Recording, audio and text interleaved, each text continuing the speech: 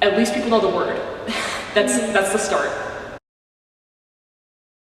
The word is getting out that trans people exist. The T has been silent for a very long time, and it's kind of silly, you know, it's LGBT plus now, and that LGBT, this T is very prominent at the end. And a lot of people are like, well, trans is a smaller community, and I'm like, we're still part of it though. Don't look at this as a minority of a minority. I think for a lot of people it's just not feasible to come out until you're in your own space. The coming out, it was more of a denial thing. I wasn't in any real like physical danger, because I'm very lucky in that respect, but just people not being willing to listen to me and telling me that my gender is fake, because I'm not a binary trans person. And that brings about like a whole host of issues. The other day I had someone tell me that I was ruining it for all the other trans people. It's just an identity. Doesn't change the person. People are people, period. It shouldn't matter who the real you is. You shouldn't have to put on these personas just to fit in. For the first part of freshman year, I had been trying to present as a girl and trying to do the thing that everyone wanted me to do. But then I started dressing the way I want. Even though I do like some feminine things, I'm not going to say I completely reject femininity, because everybody has a bit of something in them.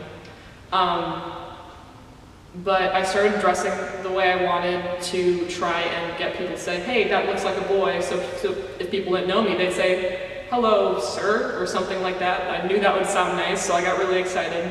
How's my family gonna react? She figured out before even I did. She said, do you feel like a boy? And I was like, oh, yep, that's it. That's the one. Good job, Mom. That's the kicker. My parents were extremely accepting, to the point that we got my name legally changed. So that was awesome. So it was on my ID, and I'd flash it everywhere. I'd be like, this is my name. That's really good. So whenever someone asks me, I'm like, right there.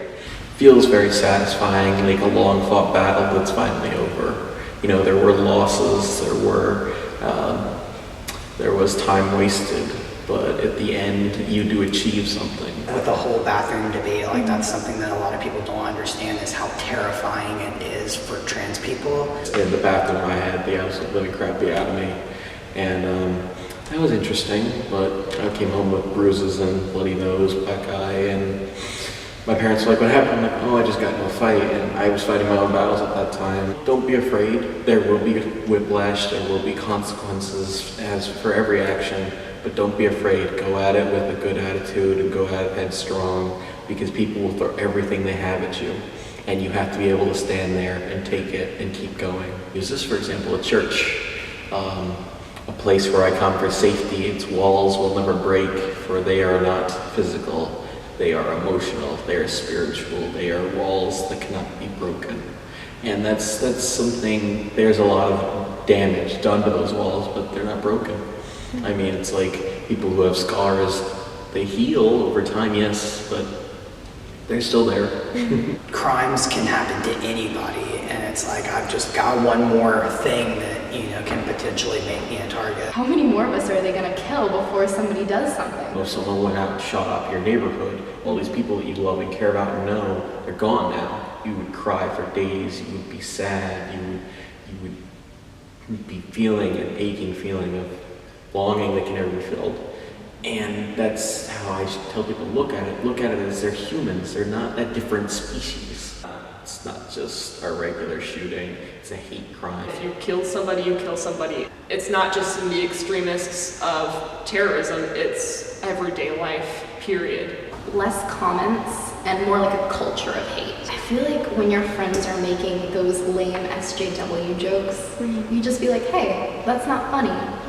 And if you can't make jokes without making fun of other people, then you're not a humorous person. I think being queer has really, in a way, helped me come out of my shell as an activist, because before I came out, it wasn't really a call to action when I heard those kinds of things. Like, now I have a sense of personal responsibility. In my case, it's just having a good support system, having trans people in your life, whether that be in person or through online support groups, because that's been huge for me. Having an ally, period, is someone to speak for you. Having to tell someone over and over again, hey, I'm a boy, or hey, I'm this, hey, I'm that, just so they don't misgender you or don't misidentify you, is really annoying sometimes, and you get tired of it, and it's a really big emotional toll. So having someone that can say it for you and say it in a respectful way and in good context with the right words is amazing. But you know they're not just helping you, they're helping the entire community.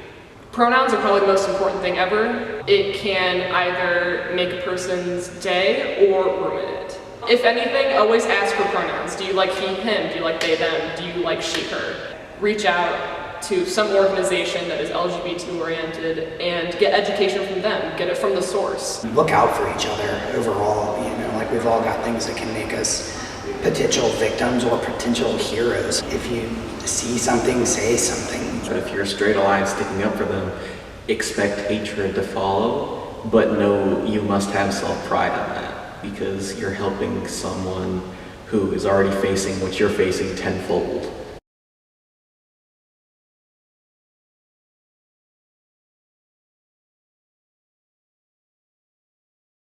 And good. Let me be me.